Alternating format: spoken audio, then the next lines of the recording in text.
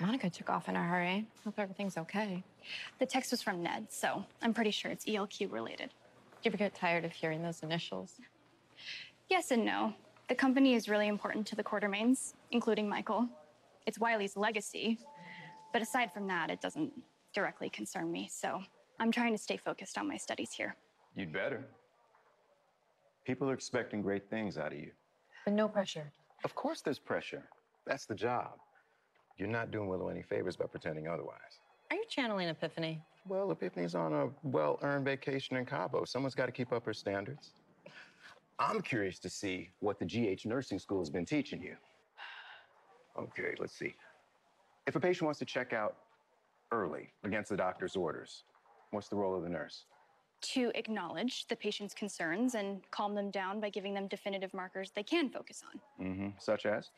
If a patient's oxygen level is too low, you can tell them once your oxygen level has maintained itself at 95% for 4 hours, then they would be a candidate to be released from the hospital. This is where you admit Willow knows her stuff. So far, so good. But if you think I'm tough, wait till Epiphany gets back. I still have nightmares about the way she used to grill me. But in retrospect, it was for my own good, and it made me a better nurse. Well, I promise to keep learning. And while I can't promise to impress Epiphany, I will do everything in my power to become an asset to the hospital. Good to know. Let's start with something basic. Call up the chart on the patient in room 1015. We'll walk you through how to sync up any prescription updates the NPs might have made. I'm on it. She is so green. I know, but so eager to learn. I was like that. So was I. Just tell us, Ned, what did Tracy do now?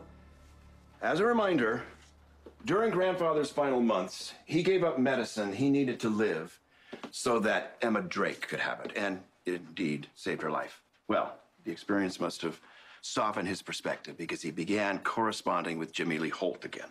Wait, Grandfather was on speaking terms with Jimmy Lee before he died? Yes, and he apparently expressed real regret for cutting Jimmy Lee out of his will. I don't understand. How would Granny know all that? Oh, come on, Brooklyn. I'll give you 3 guesses. The first 2 don't count. Jimmy Lee didn't know that Grandfather's health had taken a turn for the worse before Thanksgiving because my mother started intercepting Jimmy Lee's letters. And apparently, she wasn't very happy to learn that he and Grandfather might be reconciling. Well, it was all for nothing for Tracy because she got cut out of the will. Wait, hold on. So you're saying that Tracy might have prevented Edward from changing his will to add Jimmy Lee to it? There's nothing specific in the letters, but if Grandfather had left a record somewhere intending to change the will in Jimmy Lee's favor, well, that might just give Austin's case a leg to stand on. The current distribution of ELQ voting shares could be contested should this come to light. Well, Austin obviously knows about this, or he never would have filed a lawsuit. So, what's the plan, Dad? I assume you want us to all prepare for a fight? Actually, I'm not sure what the right thing is here. Excuse me?